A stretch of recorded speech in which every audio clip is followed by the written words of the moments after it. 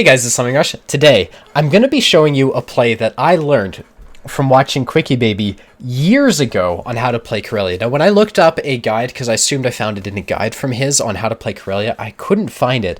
But this play was basically popularized by Quickybaby, and I think it's gone out of favor since the video became older, basically. But we're in Heiko's STB1, we're on the map Karelia, and he's going to be making the Quickybaby play, which is going up to D4 on this map, and in my opinion, he does it way better than I would ever do. He actually does a really good job, especially considering, well, watch his approach. So, the Quickybaby play, like I said, is to take a medium tank, especially if you're top tier, to go up to D4. This is actually a really good play. I know I criticize some of Quickybaby's plays, but taking a top tier medium tank, if you can actually get it to D4, is going to win you the game in most situations on Assault Karelia, especially if you're the attacking team. That's the play you'd make, because what it does is it puts you in a very already safe position, very aggressive position. Like it pretty much allows you to spot the entire enemy team and then damage them whenever you want. So the first step is getting there. Now Heiko is basically going to show us how he gets into a bush over here, and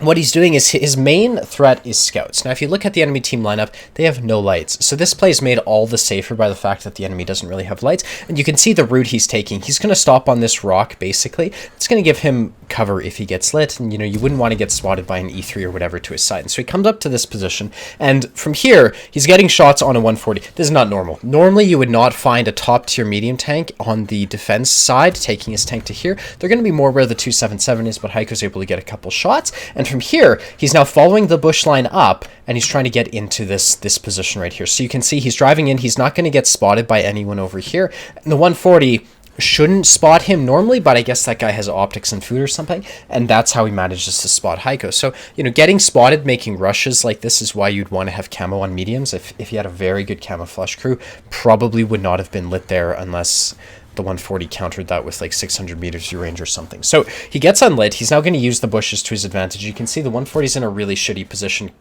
relative to where Heiko is. He's able to put the shot in, and then from here, he's basically got the choice of poking up on the ramp to his left or chasing down the 140. Now, the 140 is safe, so Heiko's just going to push up the ramp to his left and hopefully delete this green marker right here. There we go. So it's off the map. So he's got a lot of tank destroyers behind him, and this is why this is a good play. If you look behind him, he's got an RHM, E4, and Yag Tiger, and he's just trying to spot whoever the hell he can. He finds a Type 4 Heavy. He didn't light that personally, but there is a Type 4 Heavy over there. And Heiko, most players in this position would try to push up the ramp looking for Artie or just trying to find someone. Heiko makes a really good play and decides to ignore that and goes for the T30 right here. So when you've got people rotating on the one line on this map like this, the Quickybaby position is going to give you side shots on them, especially on if they push, basically. And so what he's doing is he's just moving to get shots. If the enemy T30 will try to flank the 703 or whatever, Heiko's in a really good position. Now, Heiko gets shot by WZ-120, and this is not something you would expect really on this map. There's an IS-3 right here who should be lighting any WZ-120,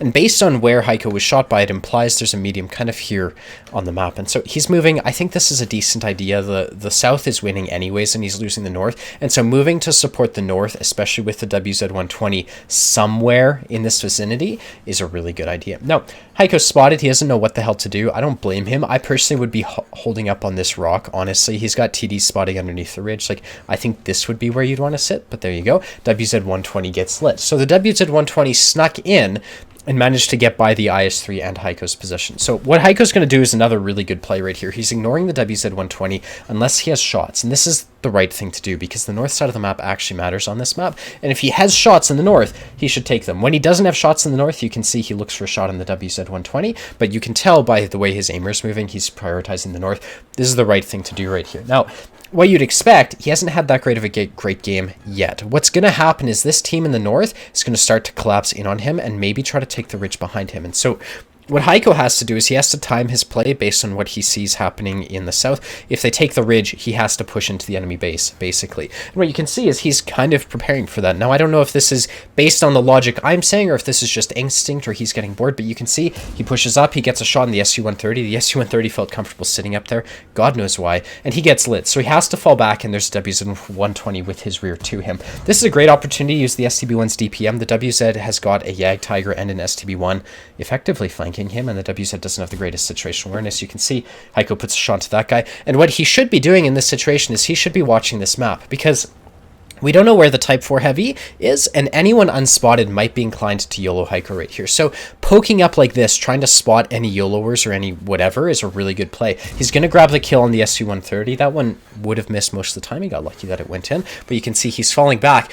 And with that knowledge, he can assume he's probably not getting YOLO'd except for, well, the only thing unaccounted for is basically this unspotted Type 4 Heavy. So Heiko's pushing in. I would personally have expected the Type 4 Heavy to be coming back to base right now, and so I'd be apprehensive about getting shot in the rear right here. But you can see it's not an issue, and then the Type 4 Heavy gets lit. He YOLO'd across the field to deal with Heiko. So Heiko's in this position. He's got a really difficult thing to deal with. He's going to kill Artie first. Now, I think that's the right play if he gets the chance, because Artie shooting at you in the rear while you've got a Type 4 Heavy on the other side is really bad. Now, here he's running away from the Type 4. He puts shots into the IS-3, and I think he should deal with the Type 4 right here. The IS-3 and E-3 are basically useless at this point, and Heiko agrees. He's going after the Type 4 Heavy. Now, the Type 4 is going to be chasing him up this ramp, so it makes a really good individual play, and he's going to flank the Type 4 right here. I guarantee, yeah, he does have his rear. Now, somehow the Type 4 knew that was happening. I guess Heiko got spotted as he was running away. You can see the Type 4 hits him for 800. So one more shot from the Type 4 would likely kill Heiko in this situation. And I would try to get beside the guy, because that's going to make it a lot easier. The guy can't shoot down onto his tank, right? So you can see Heiko's at the front right here. He might take another hit. He must be hoping for a sub-average roll, basically. And you can see Type 4 doesn't pen. He hits him for 400. Heiko is now one shot, and so he's got a lot to deal with, but he's first got to kill this Type 4. So I'm just going to pause the map, because in this situation, you'd want to be looking around, right? So E3 is back here. You can see him on the map, not a threat. Same with the IS-3. But the IS-3 might be YOLOing into this position because there's nothing preventing him from doing it. So what Heiko's going to want to do is he's going to want to kill this Type 4, and then he basically has to drive forwards. Like, on average, that'd be the right play. And you can see Heiko's at least starting to face the angle of the IS-3. I would say his better play would be to drive around this rock and use the Type 4 Heavy for cover. But at least he's preparing for the IS-3 to deal with. And you can see if the IS-3 were to YOLO him, Heiko's so aggressive that he's got a lot of support behind him. He would probably do all right. Now, he asks for help. He has no driver at this point, and that probably changed. That could be why he didn't drive around the rock, basically. And the Leo PTA, the Yag Tiger, and the 50p TP are all moving in. So at this point, he's got 4,600 damage, 1,400 spotting, and he's going to try to push again through the middle. So on this map, it is the best play. And I was going to say, it's actually probably better for him to come around the north based on where the enemies are. He can get up to A3, and I just forgot how the replay played out. He's doing just that. We'll fast forward this because he's driving in a swamp. No one cares.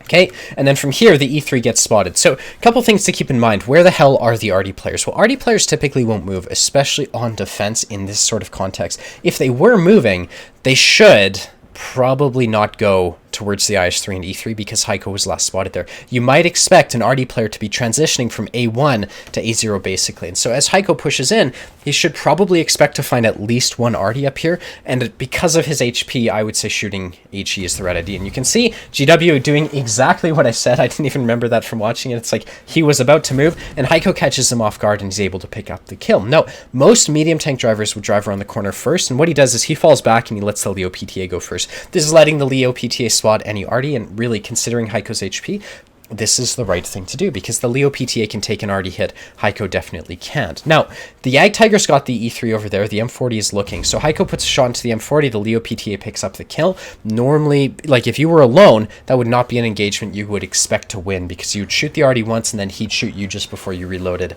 Like that's normally what would happen. So he did really well to let the Leo PTA help him there. Now he's got this IS-3 in front of him. So he drives over the ridge and he's got the IS-3. Basically in this situation, it's probably best to single out the IS-3 if you can.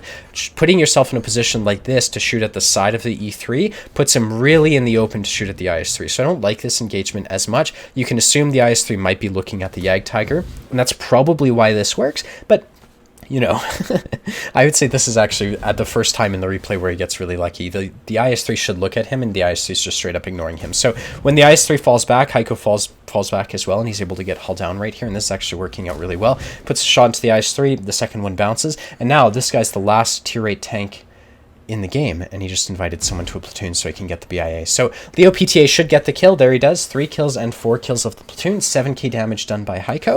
And this is all stemming from basically the play that Quickybaby popularized, which is D4 on Assault Karelia. So I hope you enjoyed this replay. If you want, I will go into the end plate so you can see how everyone did, and that'll be the video.